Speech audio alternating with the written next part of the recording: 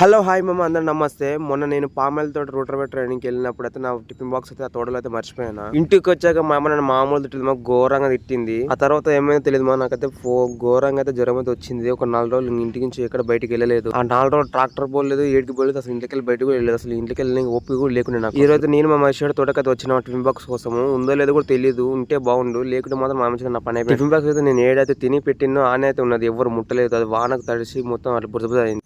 దాదాపు 5 రోజులు అవుతుంది దీని జోలికి రాక. మొత్తం నిన్న మొన్న వర్షాలు బాగా గట్టిగా వర్షం టిఫిన్ వెళ్ళిపోయిందో మొత్తం మంచి మీకు కడుక్కొని పోవాలి ఇంటికి. నయ్యని దొరుకుని ఇది కానీ ఒకవేళ పోయింటే మా మీద నాకు ఉంటుండే రోజు దేవుడు ఉన్నాడు రా, దొరికింది. ఒకసారి తోట చూడండి ఎంత నీట్గా అయితే ఉందో. మన రూటర్ పెట్టేసిన తోట ఇదే మనం మొత్తం వేసింది. నైట్ అయితే వర్షం పడితే మొత్తం బురద ఉంది.